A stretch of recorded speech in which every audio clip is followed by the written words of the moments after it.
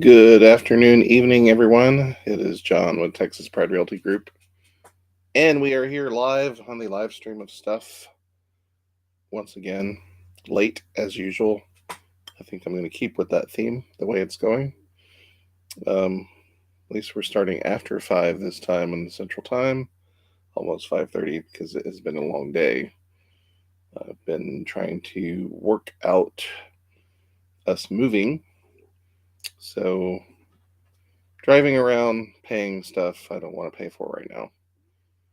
Um, those are the items that kept me busy today, and so thus behind. And as always, since I'm live streaming to Facebook, I have to go over here just for a minute and screw with the settings. So if you're watching me on Facebook, you can actually chat and I can see what you are saying. All right, that is done. Good. So today, barring Cooper, my dog, before he starts barking at all these dogs walking by my house, we are going to talk a bit about muds. Now, if you are new to Texas, or even if you've been here a while, generally, if you're not from Houston, you don't really know what a mud is, or may have never even heard of one. Um, they are most prevalent there, but they have been spotted here in North Texas. So we're going to talk a bit about special districts, water districts in particular, here in Texas, and what they do, might not do, or ones you might need to look for. So, the general idea of a MUD, which is a municipal utility district, they are part of the Texas Water Code, created, I believe, in the teens. I'd have to actually look up the history. Um, Way back when rural areas of Texas needed water, obviously, and for them to have the money to get infrastructure into these rural areas, much like the electric co-ops, um, they needed to be able to have a entity to create bonds and then thus pay those bonds back with taxes, in order to have water and sewer infrastructure and sometimes roads, depending on the district and what it does. So if you're way outside a city, you're pretty much screwed unless you created one of these districts. So what happened much later, city of Houston, if you've ever seen it, is a giant sprawl. It is like literally the size of Rhode Island, and it's Harris County. Outside of the city of Houston are all of these mud districts. They are not cities. They are not in the city of Houston. They are located in the county of Harris. But they're all master plan communities. Well, master plan communities outside of the city of Houston, put up a bunch of houses, which of course need roads, water, sewer, sidewalks, or all sorts of things to make suburbia look nice and livable. But of course, if you're outside of a city, the city doesn't want to pay for that. So who's normally paying for that? Developers. Well, developers figured out they don't have to pay for all that. You, dear homeowner, get to pay your fair share. And they have figured out the way to do that is creating MUDs or any number of special districts bearing similar names, whereby the bond debt is then passed on to you in the form of taxes. That's how it works. And they get paid back a portion of the money they fronted to build your community. Um, Someone who just lost a high profile primary is one of those people that had figured this out. His name is Huffines. Um, is a developer, and I believe he ran on low taxes, right? You know, all that stuff. has very large communities of which were formed outside of cities with the same mechanism we're talking about. One of which is now its own town, Providence Village.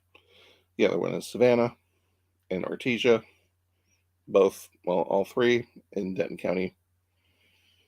He may have others elsewhere, but those are the three that I know of. And those were created with other districts called freshwater supply districts. It's a mud by another name. They have different ways of dealing with things. The state water code specifically has each kind of district can do certain things. And you can actually have a district that's multiple districts, so that they're able to do more things than they're actually set up to do. This is the fun of attorneys, people, in the state legislature. So you're asking yourself, why do I know about this even as much as I do? Because I bought a house, 2007, had it built in what I thought was Little Elm, and find out that it's not Little Elm. It was outside of Little Elm. Little Elm, in fact, the community name is Paloma Creek. If you're familiar with Denton County and US 380, Little Elm has actually annexed completely around the master plan community, Paloma Creek. So you're asking yourself, how can they do that? Well, Texas law allows strip annexation. So they can just run down a highway and annex and then take parts and go through and go up. So, and Paloma Creek is actually bisected by US 380, which makes it even more fun. And so I bought a house with my now spouse, then boyfriend. And then you get the tax bill and you're like, oh, what is this tax? I thought I was in Little Elm. Why is this tax rate of this, what looks like it's called a freshwater supply district? What is this? Well, if you're not in the city, you don't have a city tax, right? But if you're in a special district, such as a MUD, or what was called a freshwater supply district, and one of other common name for it is WICID, it's Water Control and Improvement District. They will have their own tax rates. And starting out, generally, once they build a community, the tax rate is $1 per 100. And you're thinking to yourself, oh, that's not that much. That is when the city tax is normally about 23 cents. So you're taking the 23 cents and you're adding $1 per $100 on the value of your house. So it's added taxes, and many times with less services attached to that. In Paloma Creek's case, there was no police service for the longest time. The attitude of the county sheriff at the time and subsequent county sheriffs was that they were not set up to patrol, which I agree with that. So they were in a catch-22 situation, trying to deal with these entities that cities didn't want to deal with. And the city that surrounds Paloma Creek also did not want to deal with the situation because it's not in their city. So what does that mean? You have to contract your own police department in certain cases in these districts. You have to contract your own fire department. Paloma Creek does have one set up. It is controlled by the city of Aubrey, which is nowhere near 380. Those of you that live up there and have an Aubrey address, you should actually know this. City of Aubrey is not there. You just have a postal name, Aubrey, Texas. And other services like even trash. You have to set up your own trash accounts with In most cases, it's waste management, or there's one or two other companies here in the area. These are all things you take for granted when you live in a city, correct? And there are more people in the city, thus your tax rate is lower, generally lower because you have a higher tax base. These communities are such, there's only a few thousand people any given time, even at maximum build out, that they're trying to pay back debts that far exceed a normal situation, such as if you were to live in Dallas. Dallas, I don't know Dallas's tax rate without looking it up, but it's probably somewhere around 25 cents. That's because there's millions of people paying this tax rate, paying down bond debt and maintenance and salaries and whatever. Flip that around, you have people in these communities that are only 500, 600, 1,000 people trying to pay down bond debt over 30 years that exceed $100 million. That's where your tax rate comes from. Also has to pay for these other things that you take for granted, like fire, sewer, trash, police. So it has its advantages and disadvantages. And the point I am making is that you need to know going in, before buying a house here, do you want to live in one of these districts? If you do, it's completely fine. But you need to know what you're up against. And the salesman on site, 9 times out of 10, is not going to be forthcoming if you ask the question, is this a border district? They might not even know what one is. Some realtors you may have spoken to may not even know what they are, even though we should, which is why I'm talking to you today about it. Okay, so we're going to back up just a minute, and I'm going to show you some websites. And I've actually found one locally, which is a good example because this particular mud is right up next to McKinney. So it's pretty close to major populations, even though it's not in the city of McKinney. But it has some distinct differences. I want to just use them as an example. I'm not picking on them. It's what popped up when I did Google search just to see if there's a mud in Collin County. And lo and behold, there is. So backing up just a bit, and you can actually do research on this. You'd spend hours trying to figure this out. But let me share a screen with you so I can tell you, we're going to read together a little bit. So, and also to let you know, when I lived under this water district, I ended up getting on the water board itself. They are elected positions. You have a government controlling these districts. Usually have members of 5, nonpartisan in Texas.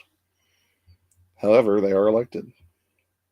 You also won't find that out unless I tell you, or you move in there and figure it out yourself. No, they aren't very forthcoming with these things. It's kind of under the radar. And for that reason, the bond debt and the taxes, those aren't really pluses to people. All right, again, let me share what I wanted to show you. Here we are. Now, when you get elected to water boards, and it sounds exactly like what you're thinking, it is a slow drip of torture sometimes. You can join the Association of Water Board Directors, because that's what you are when you are elected to the board of directors of a water district, be it a mud, wicked, freshwater supply district, whatever. You do get paid too, by the way, which is not something common. Not much, but you do get a salary. So you can join the board of this association. It's basically a lobby group here in Texas, lobbying for water boards, water districts. Um, and if I say water board, just know that I'm saying same thing as water district. They're interchangeable. Water board sounds cooler. So, um, water districts. And they do a good job here on the association explaining what a water district is. Um, and I was wrong that MUDs were not created as early as I thought they were. Here you can see they were created starting in the late 1960s. I thought they were much earlier. Houston developers figured out to use them in the 1980s. And just the water districts, and these are not including other special types of districts here in the state, which I'm going to briefly touch on later. There are over 950 MUDs just in the state of Texas, and the 400 other districts would be these WICIDs, freshwater supply districts, or other types that deal with water and sewer. Some of these, the way they are set up, they also deal with roads. Freshwater supply districts have road powers, and the WICIDs have water and sewer powers. So often, what you will see, Paloma Creek's version of this, and they can change their names, but they kept their original name. They formed a freshwater supply district, so that is the name they use. There are actually 5 of them. Just in that master plan community, there's 5, each with their own government. Keep that in mind. So they were able to get road powers, which means they can issue bonds to construct roadways, which in Texas are privately owned public roadways. Don't ask me why they came up with that. But in order to do water and sewer, they then had to convert themselves into a WCID, which has water control and improvement properties. MUDs, I think, don't have road powers, or they do. There's something different about them. I'm not as familiar about the MUD's powers because I was not in a MUD, but they are the more prevalent one you will see. Each one of these are explained in detail in the Texas Water Code, which you see down here in the water history of water districts. And yes, I was right. I'm sorry. The first districts were in the 1890s, and it had to do with irrigation, not so much water and sewer. So rural Texas needed, ways to get water. They used these districts. Then they have here, it mentions river authorities, which there are some river authorities that still exist, dealing with electric generation. A lot of those are not elected bodies. They are a lot different. One you will hear here there's 2 in mostly Collin County and Denton County.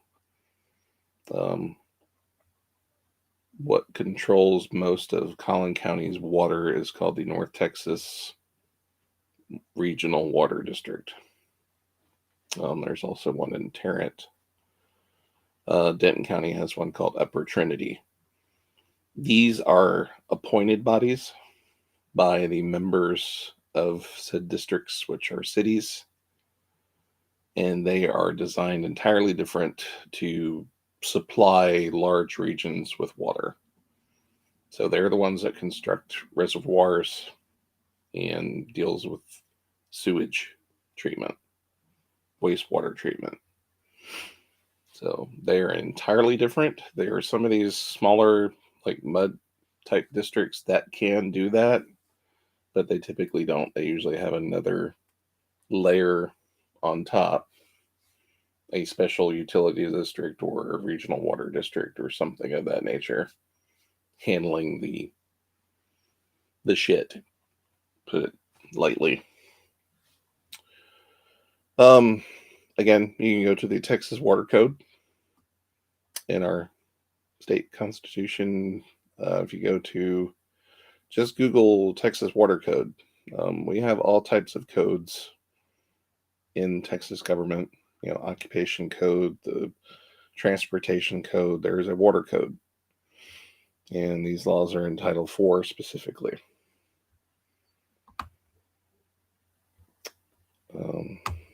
This explains how they are formed. Oddly, they are approved different ways depending on the type of district. MUDs specifically are approved by the Texas legislature. And you're probably asking yourself why Austin's largest body of government is approving these things. Well, it's because it's a state entity. But they just basically float them a bill and say, hey, can you put this bill out? And some state rep locally will, their office will sign off of it, and it gets passed without debate, generally. One of those deals. Other districts, like you do notice here, it says, or by a petition of the Texas Commission on Environmental Quality, which is Texas's version of the EPA. The TCEQ, obviously, as you can imagine, run by right-wing government, is not the best in the world.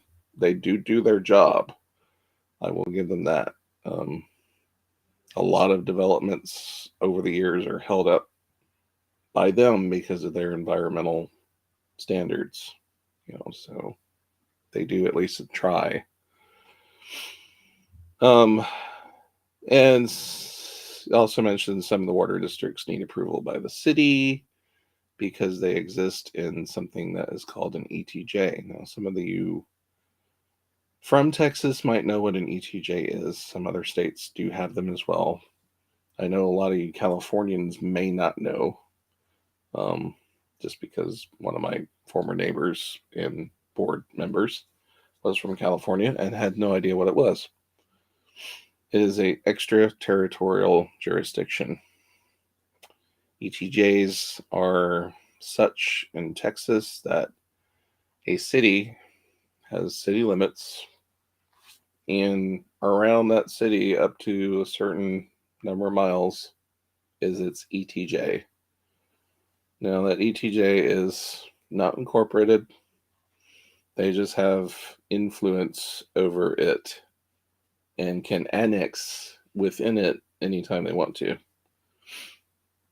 So if this is Plano, and let's say there's land around Plano here, and Allen is over here.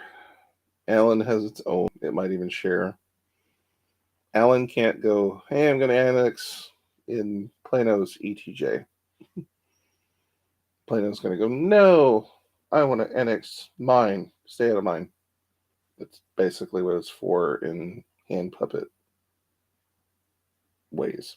If I had actual sock puppets, we could have done that. But we're not going to. Basically, it's to influence around. They can also influence building codes. So if they annex that property later, then the houses are going to be up to whatever code standard that they want. They can't go in later and be like, oh crap, this development is garbage now that we've annexed it. Now we need to bring it up to code. There's reasons for it.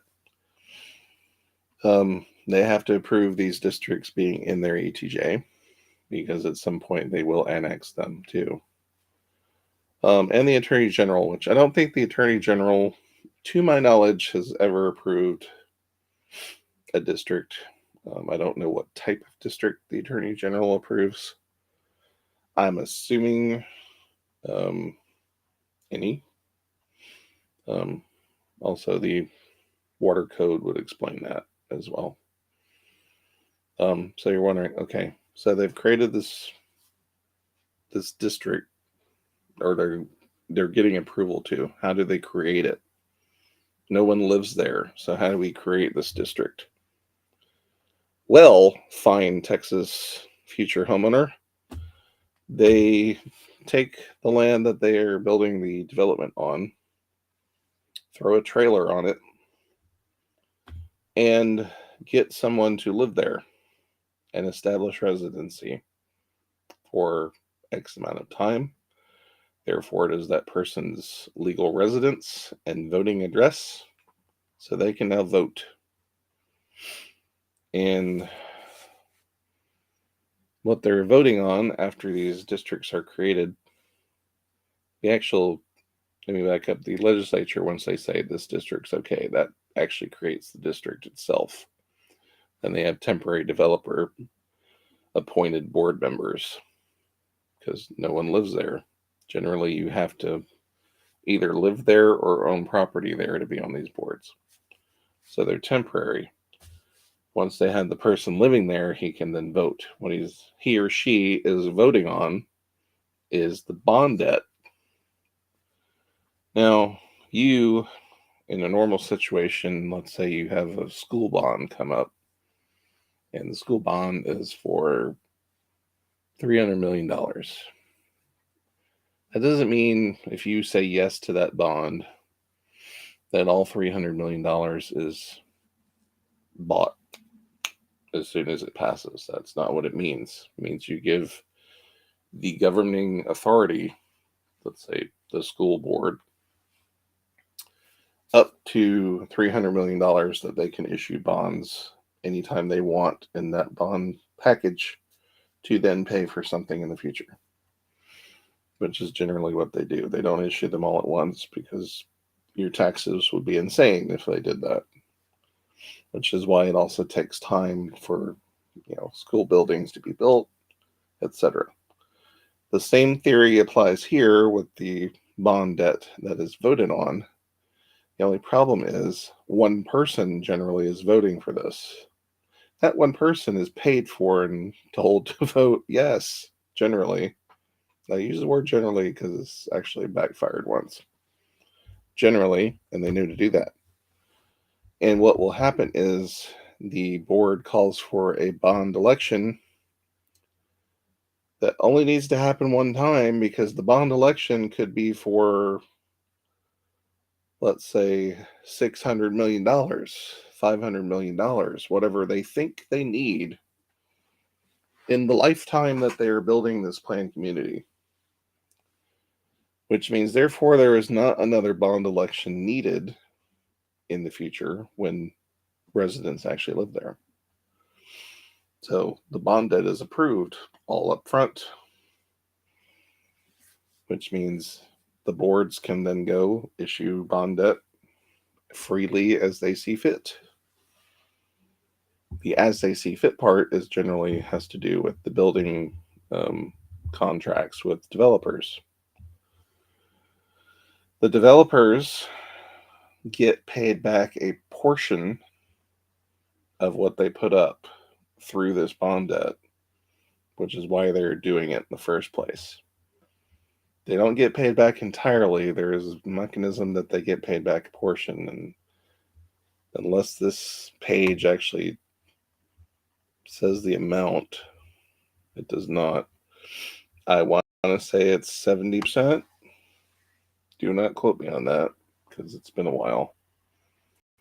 But they get paid back a large chunk, and it's being paid back by you. You're basically paying a builder to build your house, assuming you built it yourself, unless you come in later and then buy that house from someone else. You're also paying the developer for having put down the infrastructure. You're paying twice, really, is what you're doing. So this is why it's important to understand what you're getting into without me going into even more detail, because this could go on forever. What I'm talking about, like I said, it can take hours to explain. In short, developers want their money back. They're going to saddle you with that debt. That debt will not go away unless the city, which now is adjacent to your ETJ mud, decides to annex you. This does not happen often. One reason is because they sign an agreement with developers to not do it for usually 15 years, because the developers want to be able to issue the bonds and get paid once the bonds are issued, so that they are not losing money. And once they are able to annex said mud, the good city that annexes them also annexes that bond debt. So it has to be at some level that the city can actually afford to absorb it. There are 2 cases in Denton County that has happened. Providence Village is probably the first.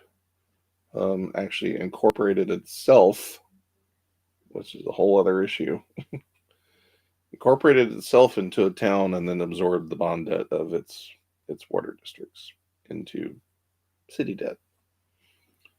Most recently, the city of Louisville annexed Castle Hills, which has multi-layered freshwater supply districts. And that was probably around the 15-year mark that they did that. I know Castle Hills was built around the time I moved here and possibly before. I've been here almost 20 and a half years. So they just recently did it. So their debt's now part of the city. Briefly, you can see there are some advantages, which isn't necessarily true. I don't know if I agree with this. Lower overhead costs. The reason I disagree is because once you get to a certain size, there are people that expect certain things. Excuse me. And if you are in what is considered rural, unincorporated area, even though it's mud and it looks like suburbia, it doesn't come with certain things, like I mentioned before: fire, water, trash, policing, community policing, patrolling, making sure people don't speed, making sure people don't run over things, drug busts, whatever. Anything that comes to the growing city, growing community. Those things don't exist unless they are paid for separately through said taxes. And, I had to make those decisions, along with my other directors on the board in Paloma Creek. We were able to bring the tax rates down, but that is only because our tax base grew.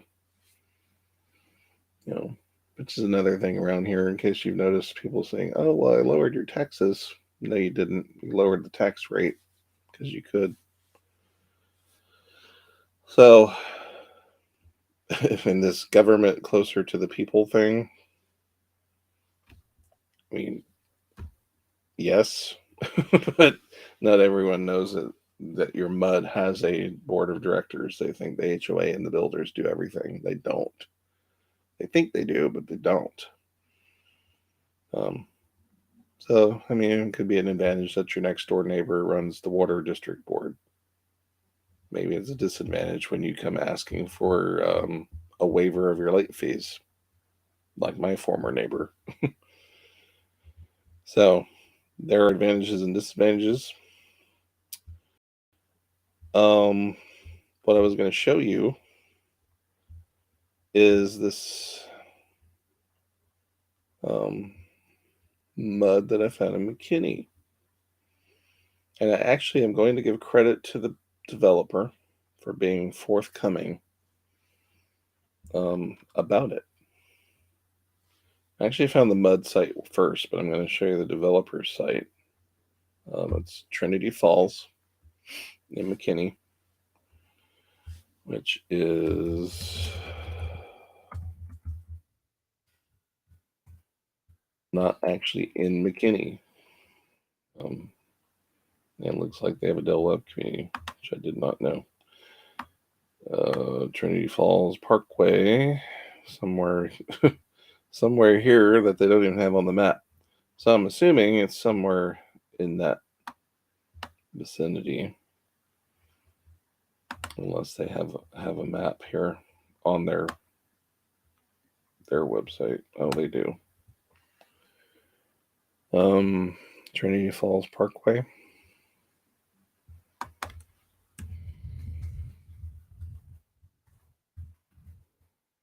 So it's new enough that Google is having a hard time finding on the map. Oh, well, there it is. It shows up better that way.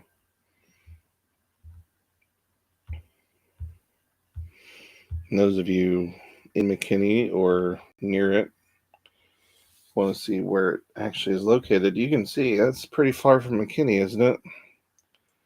It's almost Melissa or Roland. McKinney, of course, is down here. But why do they call it McKinney? Well, its postal address is McKinney for this area, I'm sure. And McKinney's ETJ probably goes all the way up here. Much to the dismay of Melissa and Roland, it probably had an ETJ all the way up here before these two towns expanded, so they didn't get this part. So at some point, McKinney's going to grow that direction and then take Trinity Falls. But since Trinity Falls is out here on its own little island, it needed a mud, and they do have a mud. So the mud built their roads and water and sewer pipes and all sorts of stuff, right? So the surprising part to me, if you go on a developer's website generally for Trinity Falls or any number of developments, it's there to get you to buy a house, right? Send you to the builder's site, then you can pick up your house and go from there. Their job is marketing. Their job isn't normally to tell you taxes or what the mud does or any of those things. But Trinity Falls does. It explains it a little bit. It explains what an ETJ is. Let's see, the community is actually located in the ETJ of the city of McKinney. Through the ETJ, the city retains oversight of land development outside the city, ensuring projects in the ETJ meet the city standards, which is what I talked about earlier. I also think part of this has to do with the fact, at least on the Texas real estate side, sellers must disclose that there are MUDs now. It's not so much of a secret when you're buying a home. It's trying to be more transparent. So, mentions it's McKinney ISD. They are going to build three schools on the site, which of course most these places do because they're get more kids, need more schools. It brings up the tax rate on this website, which I have never seen them do. It is great information for potential residents to explain what the tax is, and explains the mud tax and what it is. That is the current tax rate for 2021. So in Trinity Falls case, your combined tax rate is this. That covers I believe it's Collin County MUD number 2 or number 1, whichever one it's called. That is their mud. Collin County's taxes, McKinney ISD's taxes, and you also have Collin College tax here in Collin County that covers the community college. That's the total rate per 100. They actually break it down over here for you as to each one what they are charging. That's mud number one. Sorry. $3 is a little on the high side, to be honest. It is more than likely that high initially because they have more amenities in some places that they have to pay for. Although that is also paid under HOA, but they might have had more infrastructure that they had to build out. And to be honest, if it's recent, it's more expensive now than it was, 10 years ago building communities. So it costs more. Our tax rate was $1 for several years, and we bumped it down to 80 cents. Mainly because we were actually bringing in more money than we needed at one point because of the tax values. So we could bump it down. And at some point, McKinney Mud will bring this tax rate will come down. Comes down a number of ways. You're paying down your bond debt that you already issued. You can refinance the bond debt if you're smart enough and pay a financial advisor to help you with that because it makes more sense. You can pay off early if you have a surplus. Once more people move into your mud, you have more homes, thus a higher tax base, thus more taxes. Therefore, you could bring the rate itself down when the valuation increases. When you have, let's say, the house today, or even if the values of the homes are increasing. On top of that, so your $300,000 house now worth $400,000, you could bring your tax rate down, even though you're paying more taxes. So if they leave the tax rate high, you're ultimately overpaying. And they really don't like sitting on large surplus tax money. I don't know anyone that does, because we would be up in arms wondering why they're sitting on our tax money. That's your tax rate. And just for shits and giggles, actually your knowledge, not just shits and giggles, the City of McKinney tax rate, that is not it. That's the sales tax. The property, I'll do comparison's sake. Here it is. So this is your trade-off. If you lived in the City of McKinney versus living in the mud, that tax rate would be half. City of McKinney's tax is 0.508645 versus the $3. So swap those out. That would be your difference in taxes. And there again, when you're moving to these communities, that's something else you need to think about. That affects your purchasing power. Your tax rate, obviously, if it's higher over here versus over here, it may affect how much house you can afford on your mortgage. So taxes are rolled into the mortgage payments. It's in your escrow. So keep that in mind. They do mention the mud.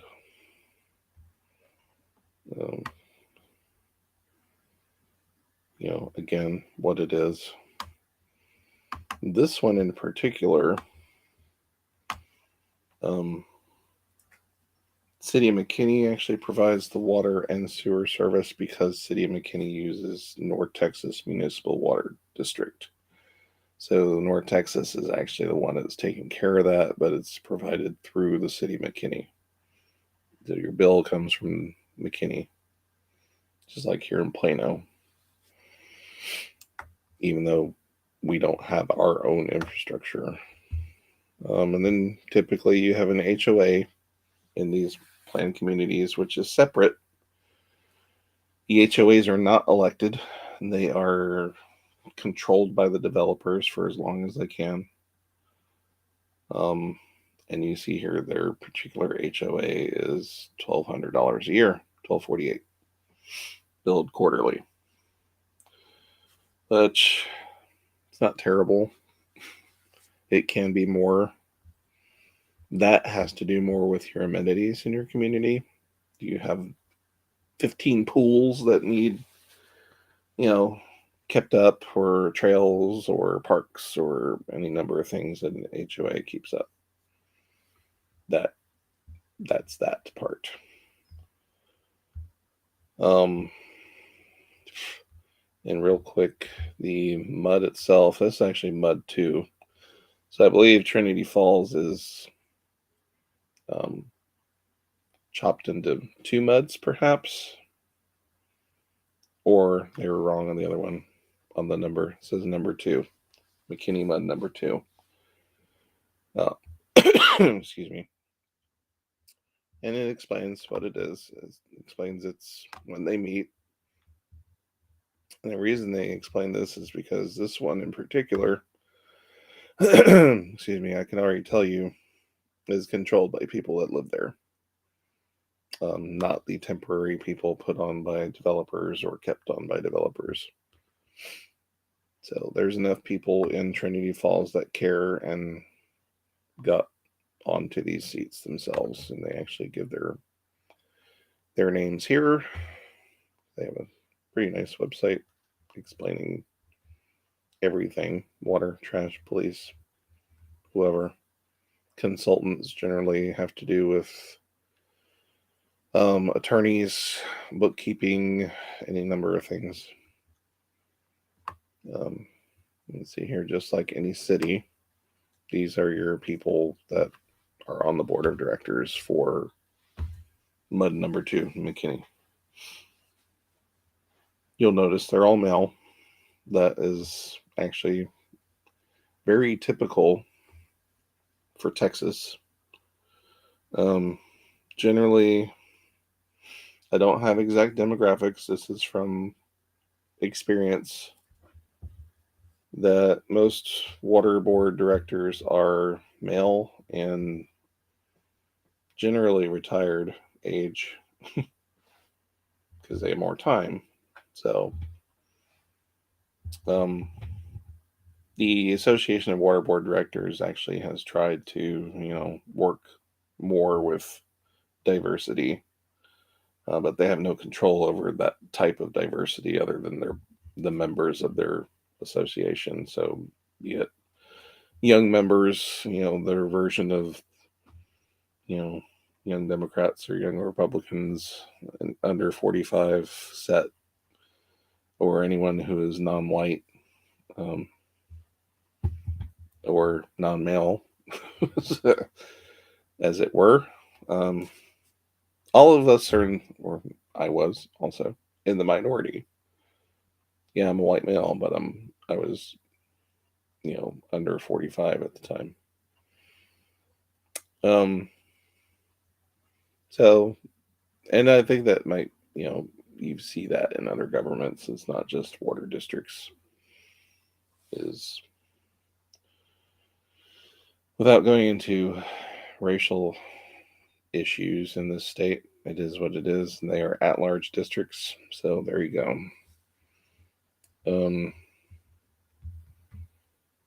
Yeah. So interesting enough, that exists. Both of these exist.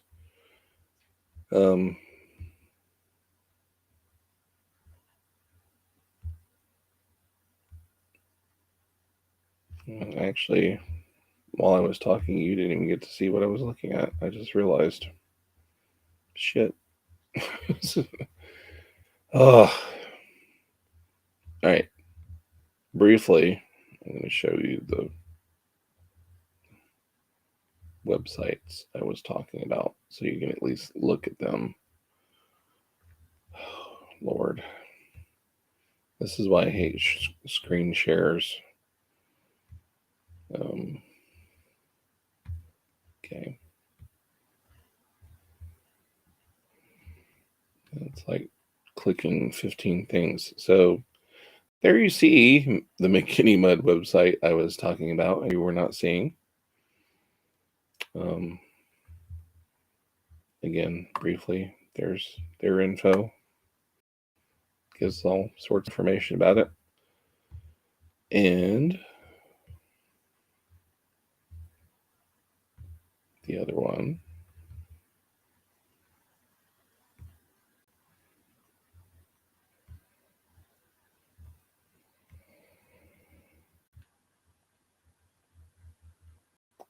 there's Trinity Falls.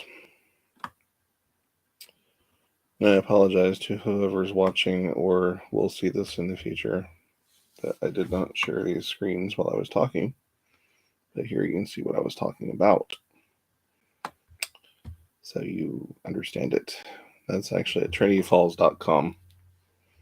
So in case you're interested in Trinity Falls, since we're looking at it, if you would like to purchase a home in Trinity Falls, please contact me and we'll talk about it. They may still have some homes available. Let's take a look. Quick move-in homes.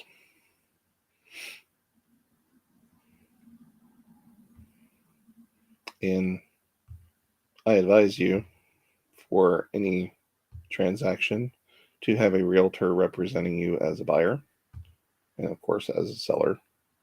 Specifically as a buyer here in Texas, because of things I'm talking to you about right now that you would probably not have known had I not brought it up. And any good real estate agent should be aware of these things.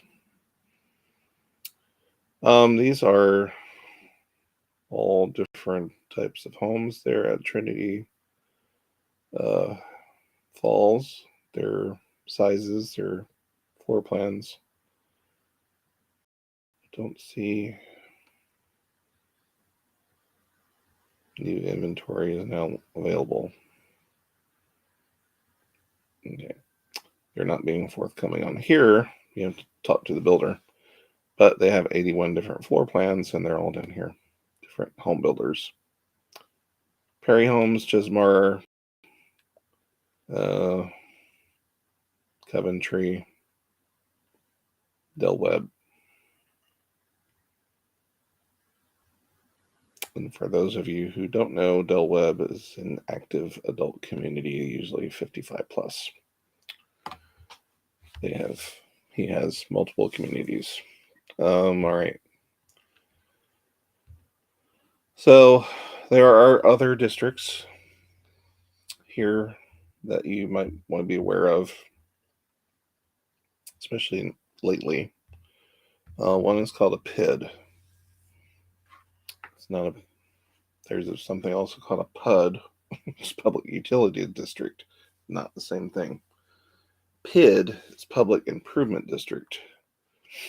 Sometimes developers now are using that in addition to or as a replacement to the HOA fees.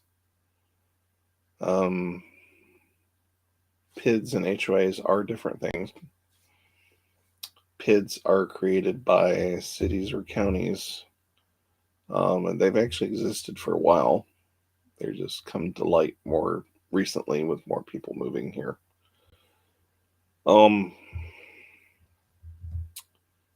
They basically serve, again, as a way to pay back via assessment infrastructure. So depending on your location, for example, Panther Creek in Frisco, there is a PID fee assessed for Panther Creek for 20 years,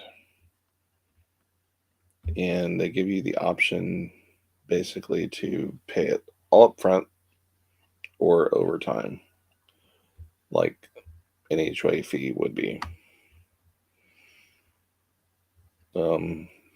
So they pay for things like additional landscaping, parks, open space, walking trails that HOAs don't normally pay for, but because they view this as ongoing maintenance of these items, that's what the PID assessment is paying for. So just, I'm not picking on any one community, it's what came up when I Googled it. Panther Creek has one for 20 total years up until 2023.